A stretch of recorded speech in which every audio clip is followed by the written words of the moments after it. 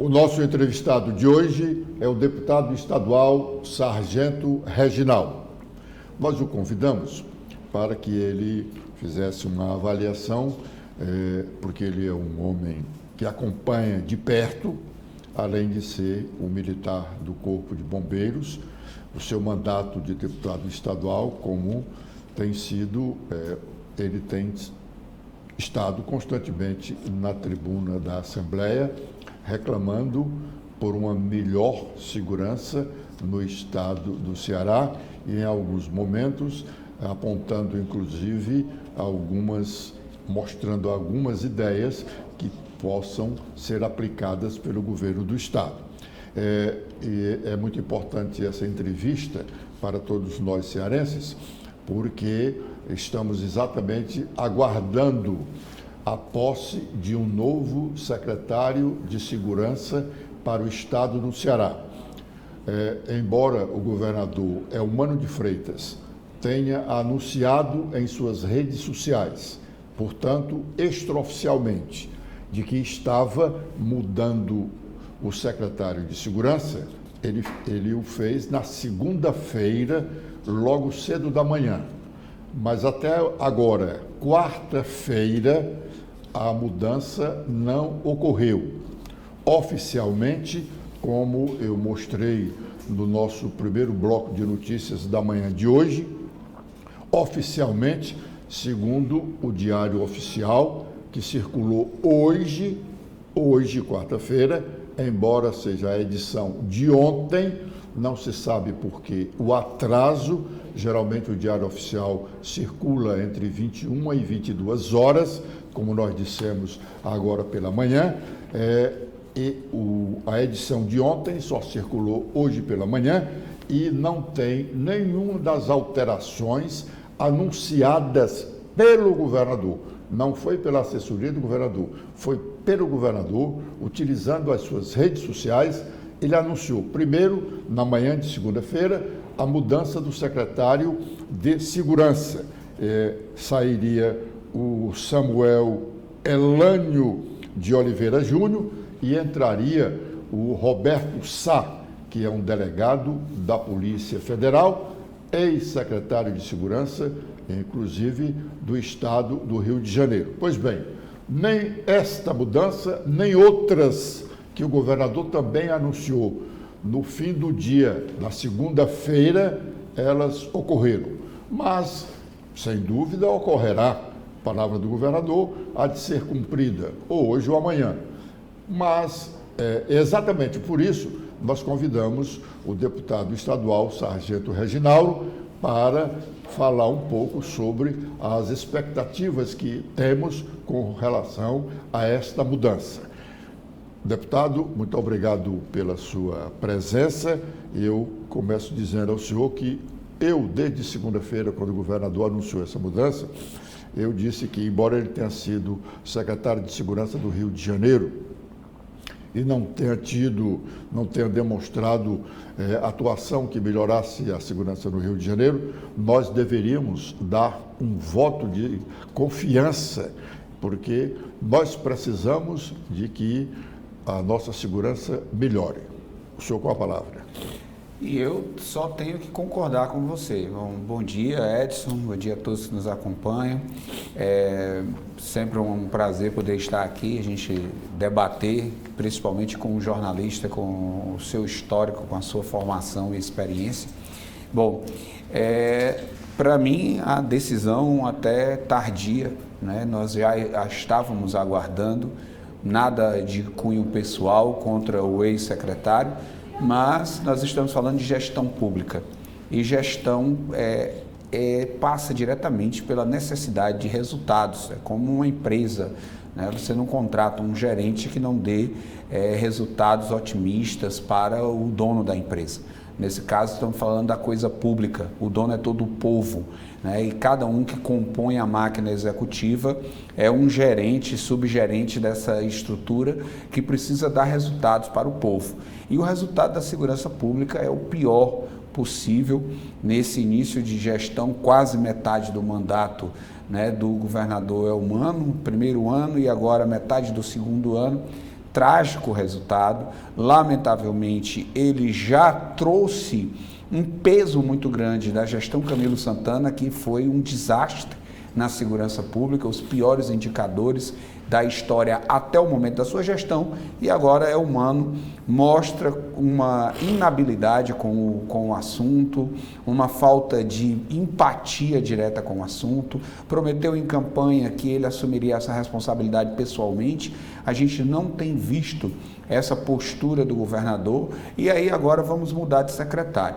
E como eu lhe falava já anteriormente, mudar o secretário é igual o presidente de um clube de futebol, o time está perdendo, muda o técnico, mas o técnico chega e diz, olha, eu quero mexer no elenco, eu quero contratações, eu quero fazer aqui investimentos na estrutura do clube, na preparação técnica e etc., na infraestrutura, em um aparato científico para melhorar as condições do jogador, e o presidente do clube dizer para ele, olha, só dá para jogar com o que tem aí, que é o mesmo time que estava perdendo antes.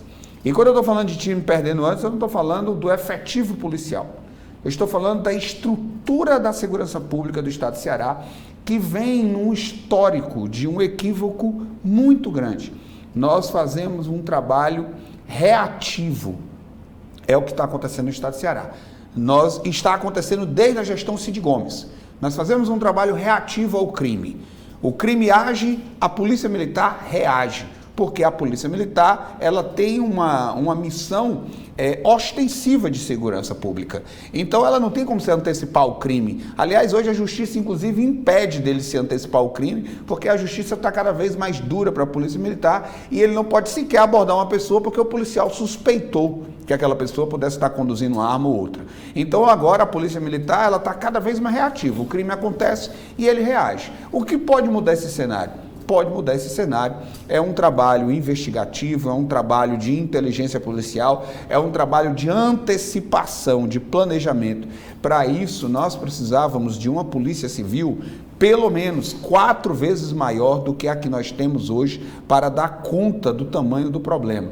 Vamos ser um pouco mais a menos aí diante das dificuldades orçamentárias do Estado, mas ele tem que, no mínimo, dobrar o efetivo da Polícia Civil para a gente começar a respirar, ampliar o trabalho da Polícia Civil para que a gente possa se antecipar. Sem o secretário ter essas condições, eu não tenho muita expectativa, Edson, de que a gente vá ter um resultado muito diferente, por mais boa vontade. Eu não quero aqui nem me deter nos resultados que ele obteve no Rio, no Espírito Santo, porque eu não sei o contexto político que ele enfrentou e a gente precisa entender isso. Não adianta o secretário sozinho, ele precisa ter um apoio de fato do Poder Executivo, do Poder Judiciário, do Ministério Público. Se não houver essa ação conjunta, que é o que eu venho cobrando, como postura do governador Elmano, só ele pode liderar esse processo. Secretário de... Mas ele não é o líder? Ele é o líder. O comandante em chefe das forças? Perfeito, você já deve ter me ouvido falar isso. E regimentalmente, o comandante maior para quem nós militares estaduais prestamos continência é o governador do estado. As Forças Armadas ao presidente. A Polícia Civil, a mesma coisa. Ele é o chefe maior de todas as forças policiais. Ele nomeia um secretário para a execução daquilo que é planejamento dele, daquilo que é uma determinação dele. Então, ele precisa trazer esse secretário para próximo. Ele precisa gerenciar hoje, diante do que nós estamos vivendo, um gabinete permanente de crise, Edson. Até que a gente possa dar uma mínima sensação de segurança que está perdida. Está perdida. Ontem nós tivemos um policial militar executando 2 bandidos dentro de uma Topic, né? Graças a Deus foi bem sucedido, matou os 2, mas poderia ter morrido civis. E no mesmo dia... O pessoal dos direitos humanos ouvindo isso aqui vai lhe condenar. Bem sucedido, matar 2 pessoas. Foi bem sucedido. Foi bem sucedido porque reagiu e quem morreu foi o bandido. Eu não tenho nenhum problema com esse discurso da esquerda, porque eu nunca defendi o discurso de que bandido bom é bandido morto. Porém, se o bandido, ele mesmo diante de uma autoridade policial, ele quer mostrar força, aí a escolha é dele. A escolha dele, e aí eu não posso aqui estar lamentando que ele fez a escolha do crime, que ele fez a escolha. Ou é a vida dele ou é a vida do policial. E entre a vida dele, a vida do policial ou a vida do cidadão, eu não vou lamentar que tenha sido a vida do bandido. Lá na Caucaia, foi Caucaia, né? Você deve ter visto o trabalhador de aplicativo entregar a sua moto. Entregou pacificamente, foi executado. E esse criminoso estava com uma tornozeleira eletrônica. Então, por que eu digo que isso exige uma força-tarefa? Por que o governador é que tem que chefiar, liderar isso? Porque ele precisa trazer o nosso presidente do Tribunal de Justiça, ele precisa trazer o Procurador-Geral de Justiça para esse debate, o presidente da Assembleia. Olha o que está acontecendo, o camarada está lá com uma tornozeleira eletrônica executando friamente pessoas na rua. É isso que a gente, enquanto população, quer, enquanto sociedade quer. A gente tem que acabar com esse tipo de postura. Está aí, finalmente, votaram, o Congresso Nacional votou o fim das saidinhas. É só observar quem foi que votou contra, quem queria a manutenção de mais regalia para bandido. Normalmente, deputados ligados à esquerda, ao PT, ao PSOL, ao PCdoB. Por quê? Porque se criou essa cultura, Edson, de que o criminoso ele precisa ter a garantia dos seus direitos. Ele optou por não ter. Ele optou por ter restrição de direitos. A vida no crime, ela passa obrigatoriamente por uma restrição de direitos. Eu não posso tratar um bandido como um cidadão pagador de imposto.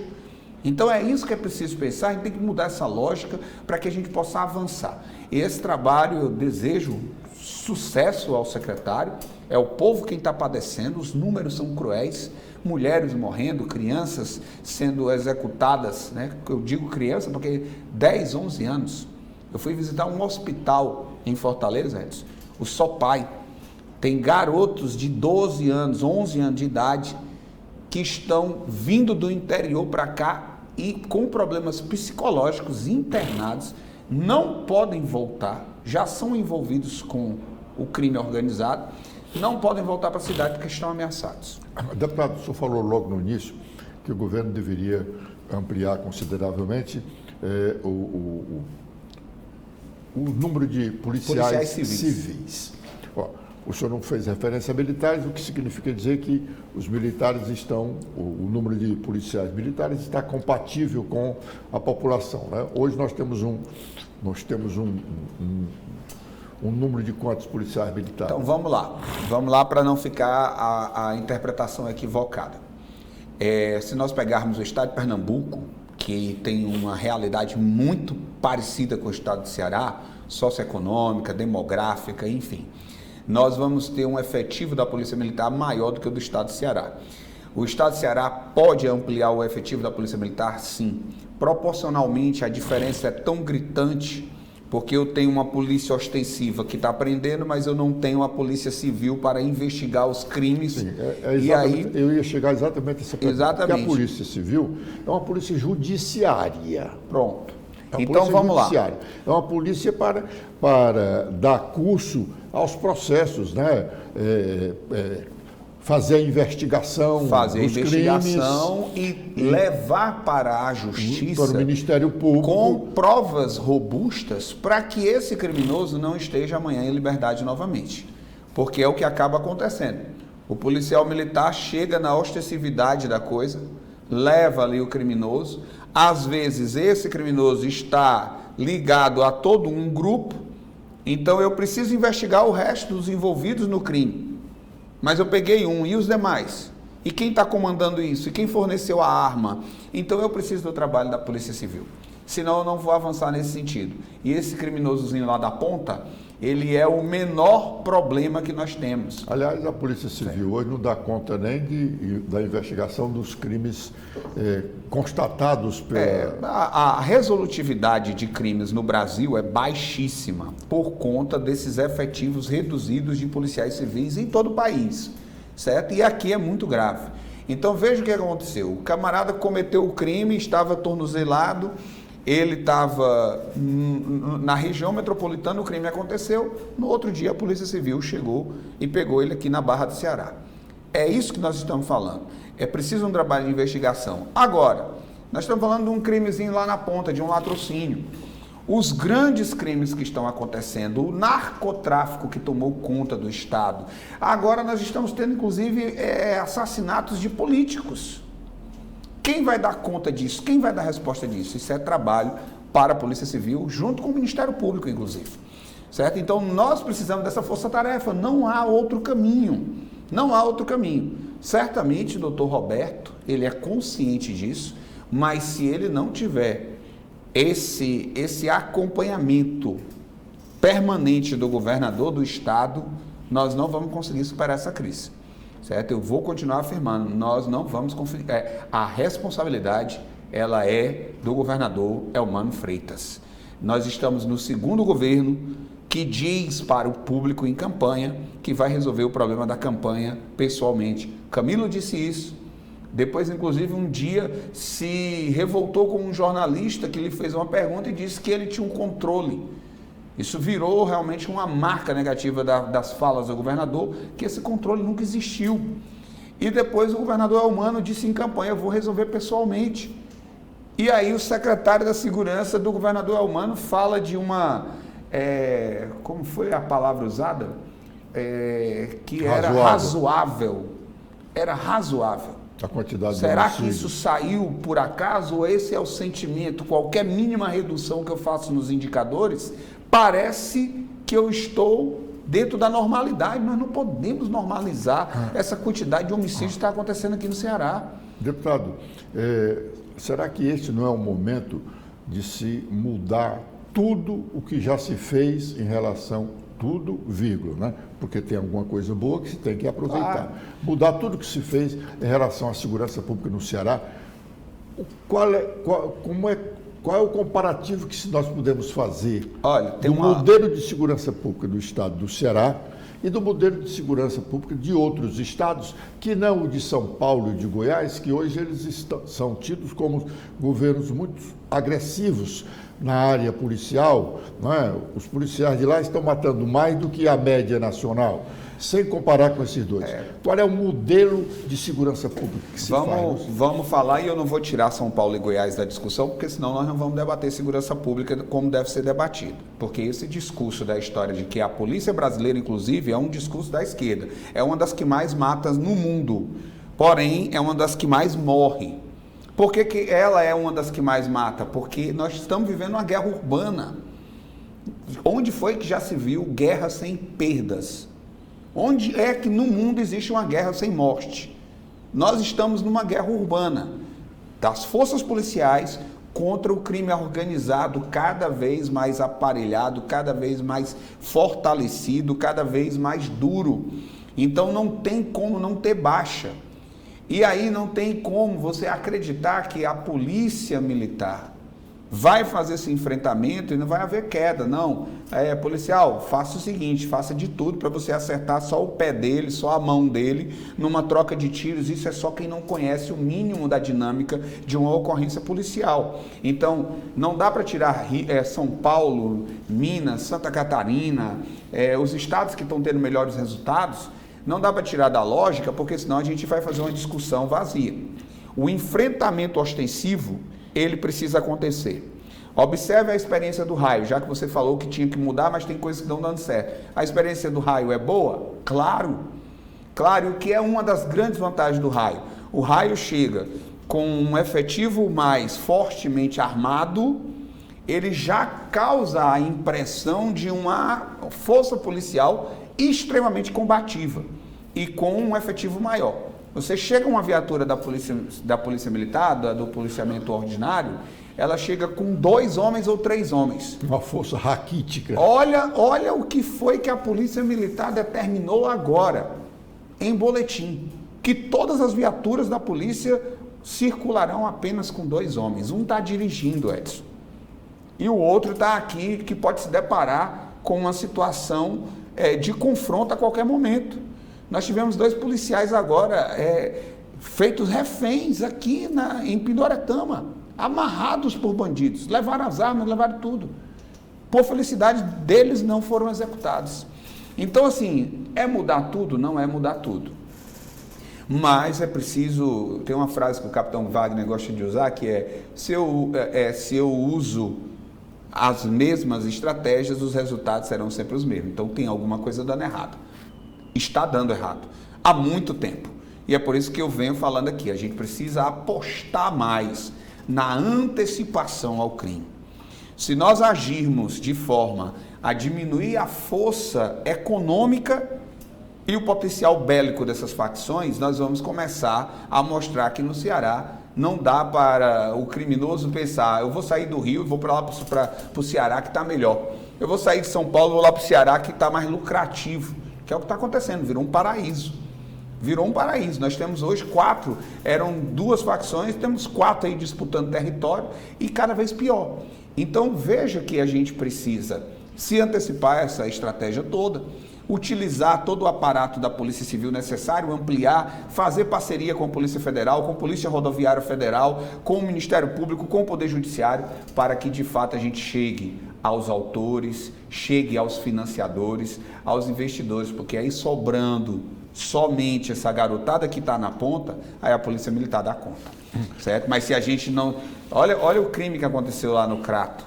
O cara foi executado de fuzil. Esses armamentos pesados estão entrando no Estado. Isso não é comprado na feira, isso não é comprado numa loja, que é a grande discussão que se faz por conta da flexibilização do acesso à arma pelo ex-presidente. Não é arma regular, ela não está registrada, é arma contrabandeada. Deputado, é isso que precisa entender. Deputado, qual é o sentimento da tropa, da elite, aquela que tem uma melhor formação, já fez vários cursos, ou todos os cursos que se admite que um integrante de força de segurança deva fazer? Qual é o sentimento da tropa em estar constantemente sendo comandada por uma pessoa que não conhece a realidade local? Eu não estou falando especificamente do Ceará, não. Se a gente olhar o noticiário nacional, a gente vê que o secretário de Segurança de Goiás é não sei de onde, do Piauí é não sei de onde, do Ceará é não sei de onde, e não tem gente daqui. E nós já tivemos aqui Assis Bezerra e outros coronéis aqui comandando a polícia, comandando a segurança do Ceará. Bom, qual é o sentimento da tropa? A pergunta, e eu vou de novo me dirigir, assim, só para você ter ideia. O secretário de Segurança de Goiás é um coronel da Polícia Militar de Goiás, ex-comandante-geral. O secretário de Segurança de São Paulo é um capitão da Polícia Militar de São Paulo que atualmente é deputado federal, que é o Derrite. Então, apostaram em quem era da casa, em quem conhece a casa, em quem conhece a realidade da tropa. A realidade local. Dr. Roberto vai chegar em Fortaleza, vai chegar no estado do Ceará. Roberto Sá, né? Dr. Roberto Sá vai chegar em Fortaleza, no estado do Ceará. Ele vai precisar de um tempo para conhecer toda a dinâmica do que é o crime. O crime no Ceará não é igual ao crime no Rio de Janeiro, mesmo as facções sendo quase as mesmas. Mas lá é morro, favela, aquela coisa dos morros, aqueles ambientes acolá, tem as milícias e etc. Aqui não. Aqui a história é outra, está bem diferente, né? Então ele vai precisar conhecer isso, ele vai precisar conhecer a dinâmica da sua própria tropa, as limitações que ele tem da Polícia Civil para investigação, as limitações que ele tem da Polícia Forense para levantamento de provas e etc. Isso demanda tempo. Então, se isso realmente causa uma certa estranheza, causa. Por que o Estado do Ceará vem há tanto tempo apostando só em nomes de fora? Será que nós não temos profissionais capacitados, competentes? Eu não tenho nenhuma dúvida que temos. Nós tivemos um cearense que saiu daqui para ir comandar a Força Nacional de Segurança. Nós tivemos um cearense agora, recente. Foi escolhido para comandar a Força de Segurança. Aliás, dizem que ele está aqui com essa história de ser candidato a prefeito de Calcaia só para enganar, porque ele quer mesmo continuar ganhando dinheiro, porque ele hoje tem uma empresa informal que atende a segurança particular das pessoas ricas do Ceará, né? Eu não conheço a vida extra profissional do Coronel Aginaldo. Mas é só um dado, né? Mas eu estou só lhe dizendo, foi um oficial daqui, que foi comandar uma Força Nacional. Né? Então quer dizer que a gente consegue exportar um coronel da polícia para comandar uma tropa lá. Quando você assiste a operação do Banco Central, se você assistiu o documentário, nós tivemos vários delegados nossos que contribuíram diretamente e efetivamente para que a Polícia Federal chegasse aos autores e capturasse a maior parte do dinheiro. Nós tivemos equipes nossas atuando nisso. Então, é no mínimo estranho. Mas a pergunta que eu fiz é assim, qual é o tamanho, o CIAR de frustração? Olha, eu, Edson, estou na representação classista aqui da segurança pública há 14 anos. Desde 2010, mais ou menos, com o capitão Wagner. Nesse período todo, eu nunca recebi tanta mensagem de insatisfação do alto escalão da segurança pública como nesse período agora. Eu falo para você aqui francamente. Eu não posso revelar nomes, jamais vão querer se comprometer. Mas que tipo de insatisfação? Insatisfação com as decisões, insatisfação com as estratégias utilizadas, insatisfação com a falta de apoio, insatisfação com a infraestrutura que nós estamos vivendo. Só para você ter uma ideia, o Ceará vivendo essa crise, nós temos batalhões da Polícia Militar nesse momento que estão rodando com 50% da frota de viaturas possíveis. 50%. Isso é coisa verificada. 50% em relação a quê? Há 10 anos, há 5 anos, ano passado? Há pouco tempo atrás. Se for comparado ao período do Cid Gomes, por exemplo, a chegada das Hilux, é mais de 50%. Mas se for comparado ao período do Camilo Santana, que já houve uma redução do número de viaturas, nós vamos ter aí uns 50% a menos hoje, certo? Então, lugares que tinha 20 viaturas, você está com menos de 10. Foi feita uma opção de viaturas locadas e ainda estou levantando informações, mas parece que essas locadoras não estão recebendo o que lhe deve, porque a obrigação dela é ser uma viatura da PAN, entra em manutenção, ela tem que repor. Imediatamente. Não estão repondo. Então o que está acontecendo? O efetivo policial é escalado, não tem viatura para rodar e está a pé. Efetivo policial a pé. Mas onde é que se localiza isso, deputado? Porque isso essa aqui é uma acusação gravíssima. Gravíssima. Quer dizer, nós não temos policiamento ostensivo nas cidades porque não temos estrutura de motorização. Bom, vou lhe falar aqui de lugares onde eu já verifiquei em loco. Messejana, uma área extremamente conflagrada. Pirambu, outra área extremamente conflagrada, está com déficit de viaturas. Conjunto Ceará está com déficit de viaturas, certo? Então é uma situação grave mesmo. O que você está dizendo e eu fui verificar isso em loco. O militar está sendo escalado para fazer patrulhamento a pé, quer dizer, para fazer o serviço a pé, porque não tem viatura para ele rodar. Um policial a pé, hoje, diante da dinâmica do crime, e como tem raramente encontra como criminoso. Tem uns gordinhos, não dá nem para correr. Né? Raramente hoje você tem criminosos hoje fazendo assalto a pé. Tão de moto, tão de carro, tão de bicicleta. A pé é uma coisa que hoje virou uma exceção da dinâmica que o crime tomou na Fortaleza, região metropolitana, enfim, até mesmo no interior do estado. Então, olha o que nós estamos enfrentando. Por isso que eu estou lhe dizendo que o secretário chegar é o que ele vai encontrar. Será que ele vai ter suporte? Será que, de fato, o governador vai dar a ele as condições necessárias para que ele faça um bom trabalho?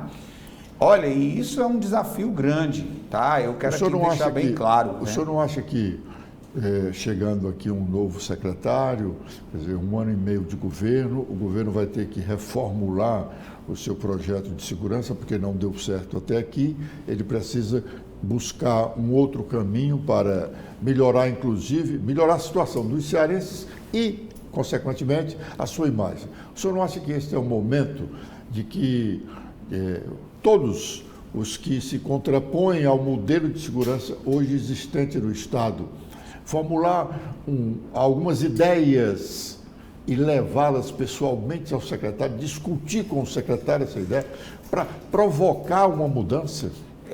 Você está corretíssimo.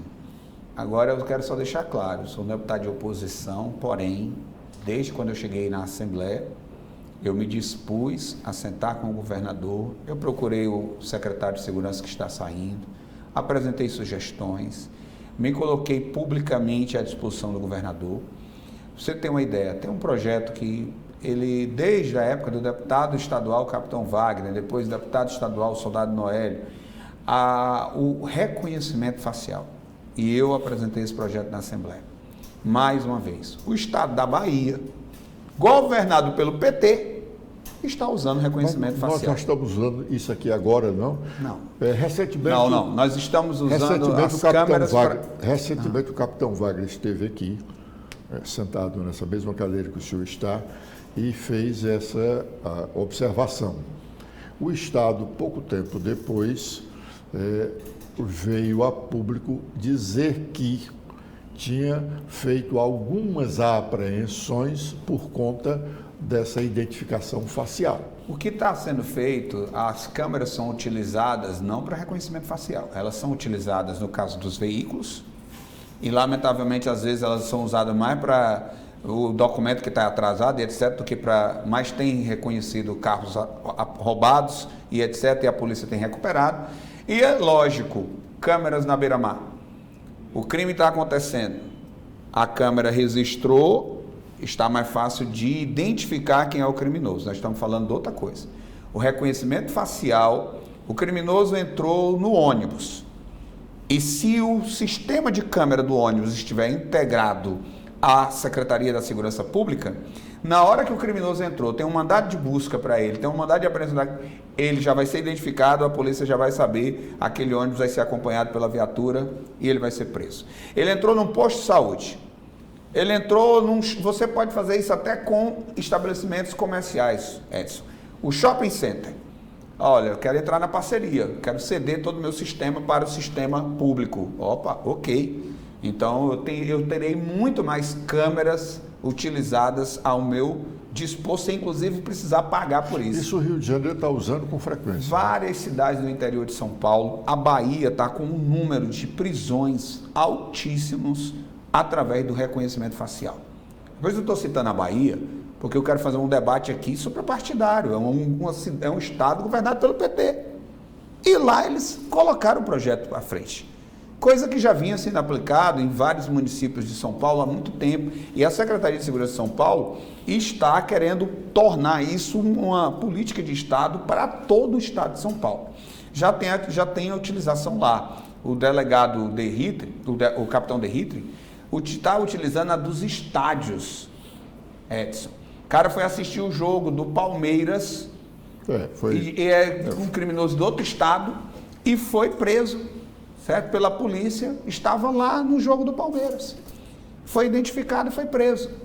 Você entra num aeroporto, você é identificado, você entra hoje num condomínio, você faz leitura, reconhecimento visual, não tem facial, não tem porquê a gente abrir mão de uma tecnologia como essa para garantir mais segurança para o nosso povo. E por que não se faz, Luciano?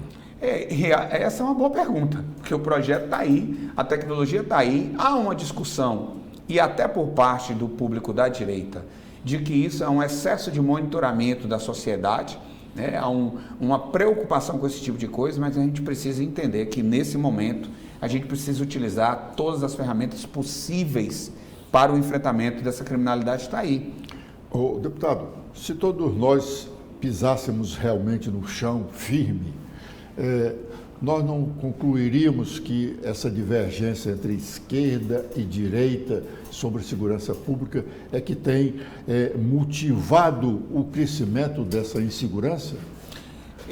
Porque a direita diz que deve prender e arrebentar. A esquerda diz, vamos respeitar os direitos humanos. E ficamos nós outros, que não somos nem de direita nem de esquerda, ao bel prazer do crime.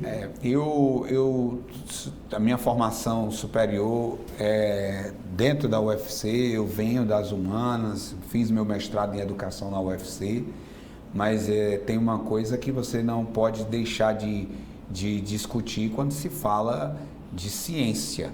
Você precisa de resultado concreto. A experiência do desencarceramento no Brasil é uma tragédia. É uma tragédia. Então vamos falar de dados, vamos falar de números, isso é ciência. Mesmo para as ciências sociais. Mas o encarceramento também é uma tragédia, porque se um Tá. jovem tem a infelicidade de ir para um cárcere dele, ele sai doutor em crime. Né? Tá, ok, mas ele não entrou lá por acaso. Sim, mas ele entrou. Tá, mas ele não entrou lá por acaso. Fazer o curso primário. Mas olha só, vamos lá, vamos botar na balança.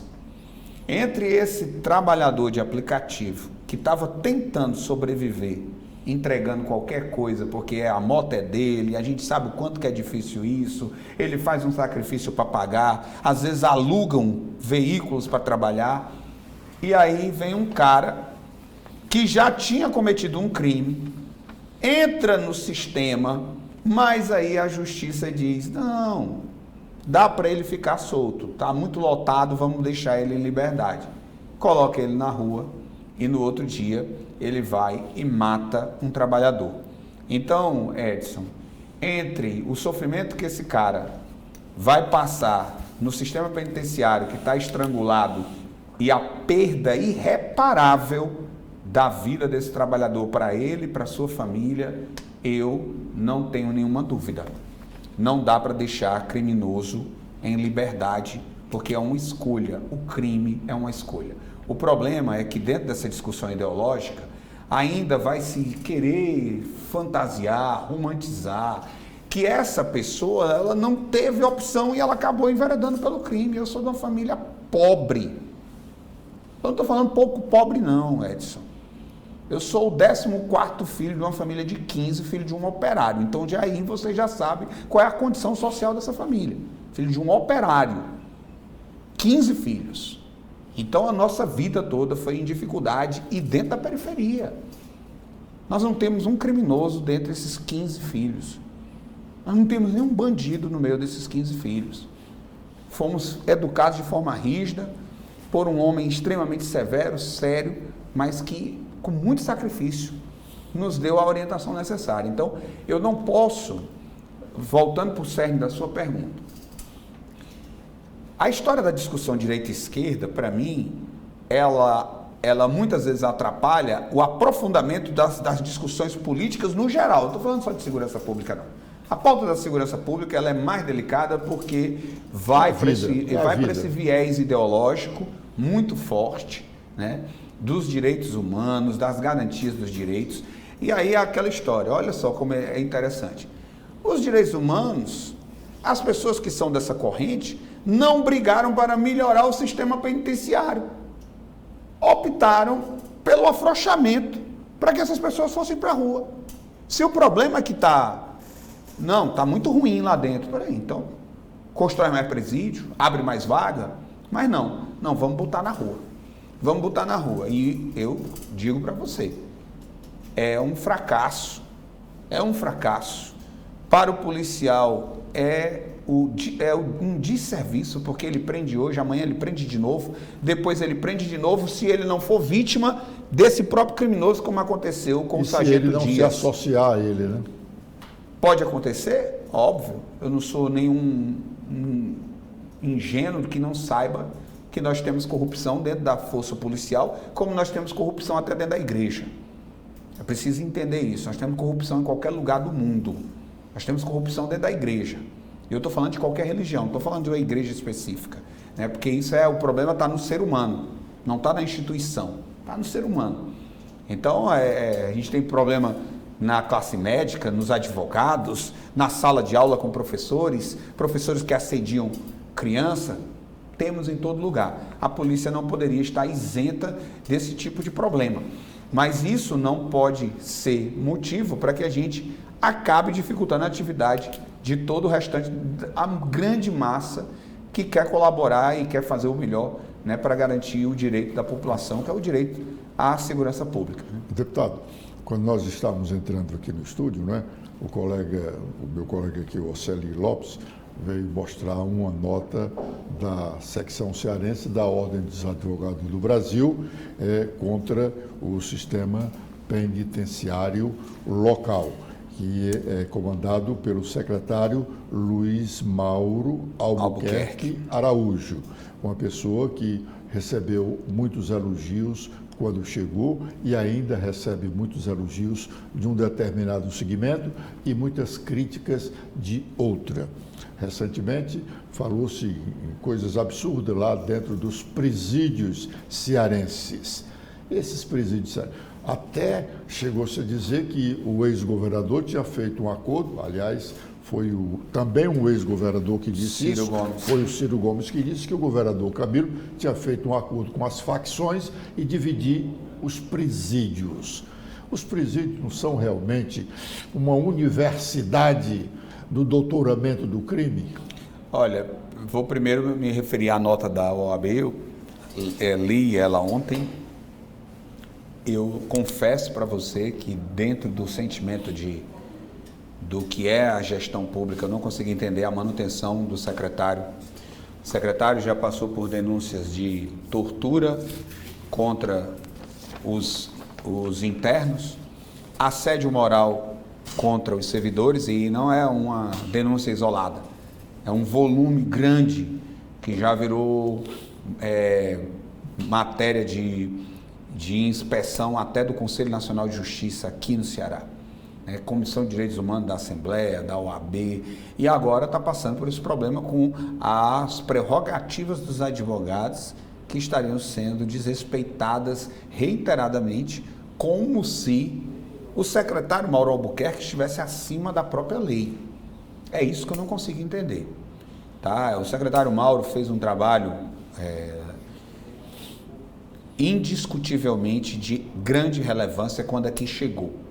Estava uma desordem generalizada dentro dos presídios. Estabeleceu, teve carta branca, fez o seu trabalho, vinha de uma experiência bem sucedida no Rio Grande do Norte, mas também com efeitos colaterais, mas já passou tempo demais e os problemas se avolumam e nós voltamos inclusive a ter fugas. O sistema está colapsado, o efetivo reduzido, uma tentativa de oferecer 1000 alternativas dentro dos presídios para os ingressos, tendo um efetivo reduzido para fiscalizar e dar conta disso tudo, as fugas começaram a acontecer, as tentativas de rebelião, e aí vem o assédio contra o servidor, que está se sentindo massacrado para poder, um homem, muitas vezes dando conta de 30, 40 presos numa atividade, às vezes com acesso a ferramentas em cursos, em capacitações técnicas, um risco, né? E agora nós estamos aí com a OAB recomendando diretamente ao governador. Eu já fiz isso, Direitos Humanos da Assembleia já solicitou, enfim. Eu não consigo entender o que mantém o secretário aí. Ele não é insubstituível, não existe profissional técnico insubstituível. Se aplicar a norma, Edson, é quase um manual, certo? A lei de execuções penais, ela é quase um manual, o que pode fazer, o que não pode fazer dentro do sistema, tá? É isso. Deputado, mas o senhor há de convir que todas as pessoas que estão à frente de serviços belicosos, como esse, por exemplo, de administrar presídio, eles têm um grupo muito grande de insatisfeitos pelas providências que ele adota, né? Quer dizer, de vez por outra nós temos notícias de advogado entrando nos presídios com drogas, saindo dos presídios com correspondências para os criminosos externos. Será que uma medida mais drástica que ele tome para acabar com isso mereceria tanta repulsa? Olha, você não pode penalizar quem está fazendo. Por um. Né? E não é nem por um, pode até ser muitos. Eu vi uma matéria dele esses dias mostrando mini celulares que estão sendo apreendidos dentro das unidades, né? E aí, assim, eu preciso então reforçar a proteção, todo o cuidado no acesso de quem quer que seja que vá para o presídio. Daí a eu descumprir a lei para tentar garantir que haja realmente uma normalidade dentro do sistema, então mude a lei. Eu não posso esperar de um gestor público que ele passe por cima da lei para fazer o que ele acha que é necessário fazer. Já pensou se a gente pudesse dizer para o policial militar, faz o que é necessário aí?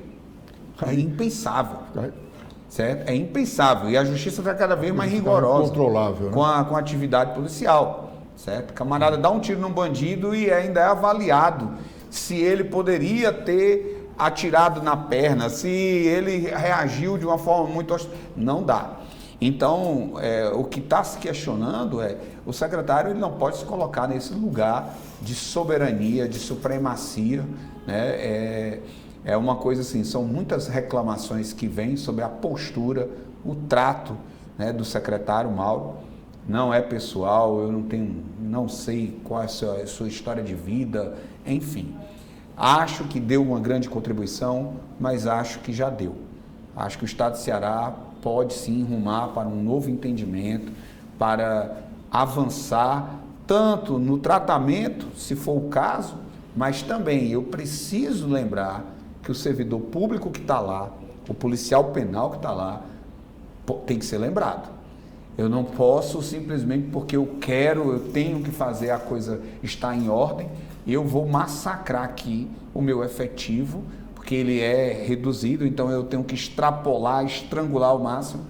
Vai dar problema. Nós tivemos índices de homicídio, de suicídio, nós temos um problema sério de adoecimento mental dentro dessa categoria, como temos na Polícia Militar e na Polícia Civil. A Polícia Penal está muito forte isso, e há um registro muito claro de que isso está referente à sobrecarga da atividade que estão realizando. Então, é preciso mudança. Deputado Sargento Reginaldo, nós concordamos que o novo secretário que vem aí, não sei quando ele assumirá, o secretário de Segurança, Roberto Sá, merece um voto de confiança. Mas esse voto de confiança tem tempo. Que tempo razoável poderíamos dar esse voto de confiança para sentirmos as reações das primeiras providências que ele venha a adotar? As primeiras providências, o problema é que ele chega numa situação de emergência. É muito ruim, né, você assumir uma crise, né, no nível que está o Estado de Ceará. Muito bem, você dá um choque então, aí vai começar... Então você vai precisar de medidas também urgentes. Não dá para, por exemplo, o razoável seria aguardar pelo menos 90 dias para ele tomar pé da situação.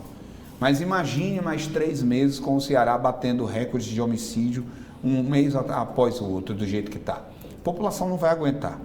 Tá? Então, assim, ele vai precisar urgentemente mexer na estrutura, tá? Mexer na estrutura o mais rápido possível. E aí, mais uma vez, Edson, olha, existe mecanismo. Você tem hoje, por exemplo, e Goiás faz isso muito bem. O efetivo está limitado? Tá. Existe uma possibilidade do policial trabalhar na folga. Limitado, né? Existe uma possibilidade. Nós temos mas tá porque a demanda é muito grande. Então, assim, eu preciso de mais homens na rua, tanto da Polícia Militar como da Polícia Civil. Nós não temos mais de 20 mil homens em condições de estar nas ruas, não? Não dá para contabilizar 20 mil. Primeiro, você não contabiliza 20 mil. Desses 20 mil, você tem todo o corpo administrativo, você tem o alto escalão, que não tira a ponta, você tem policiais à disposição da Assembleia Legislativa, da Procuradoria-Geral, do Poder Judiciário, da Controladoria-Geral de Disciplina, por aí vai. Então, você não tem 20 mil homens, né? Mas, ainda assim, eu tenho hoje uma possibilidade desse cara trabalhar na folga.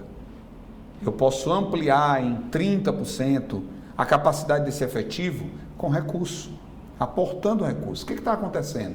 Existe policial querendo trabalhar na folga, para ele evitar, inclusive, de fazer o bico que não é permitido em lei, mas não tem recurso. Mas, deputado, até recentemente a gente ouvia discursos de pessoas defensoras da área de segurança que era um absurdo fazer com que um policial trabalhasse 48 horas, folgando só 24 ou não sei o quê. E o senhor sugere que ele...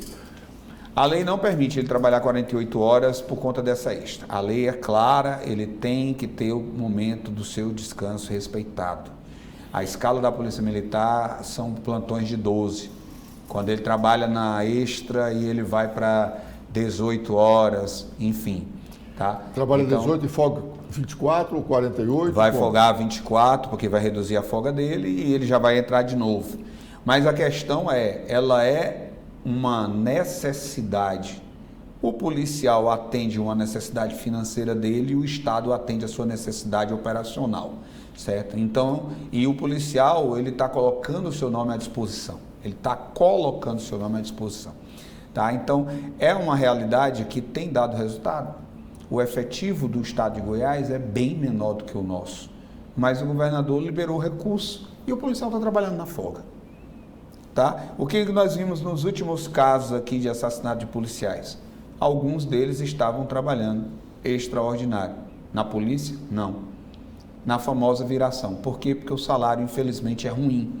Então, ele precisa sobreviver e ele acaba se sujeitando a esse tipo de situação. Deputado Sargento Reginaldo, só para efeito de discussão, se o secretário Roberto Sá já tivesse assumido e ligasse para os senhores, deputado, eu estou aqui à sua disposição, gostaria de ouvir as suas sugestões para uma nova política de segurança pública do Ceará.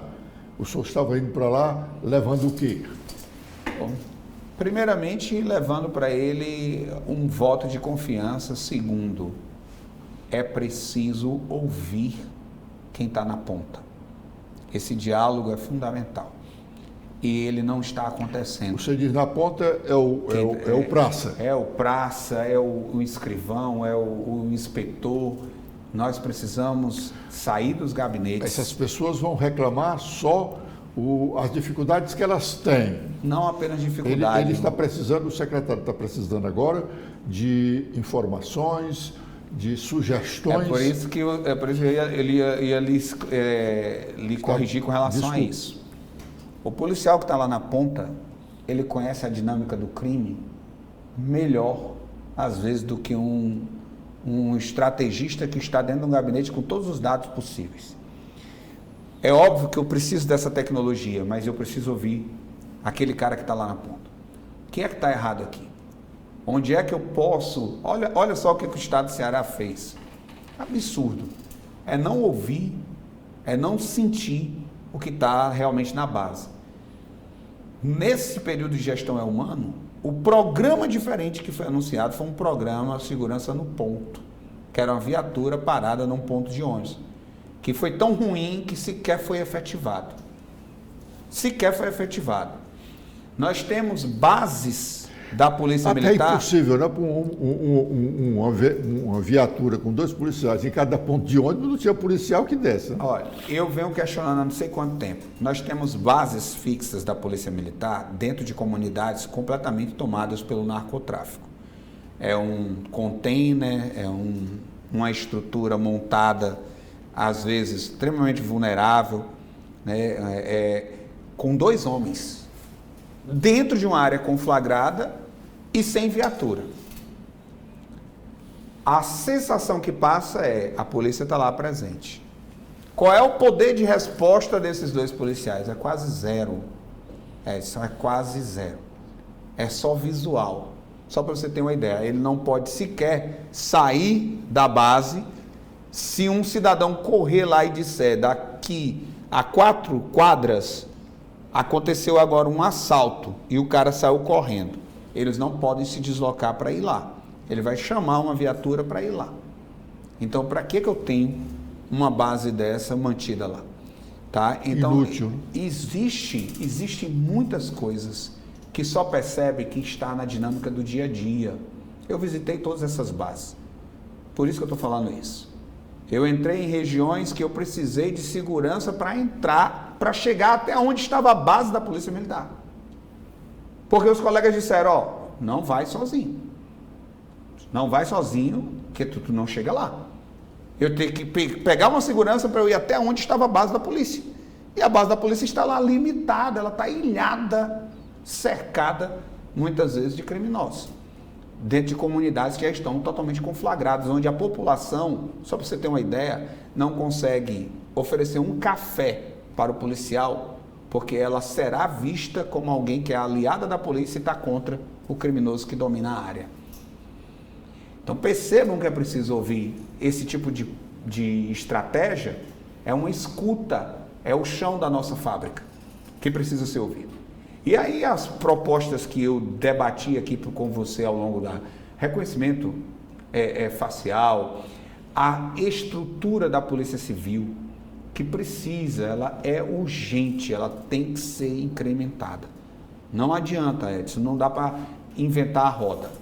Nós não temos como inventar a roda, certo? Vamos aqui botar uma estratégia mágica. Não.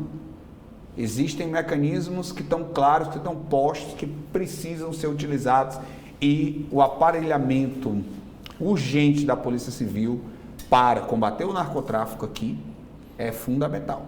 Aí nós precisamos ampliar o trabalho no interior do estado, nas divisas do nosso estado, e aí essa parceria com a Polícia Rodoviária, para que a gente possa saber por onde é que está entrando.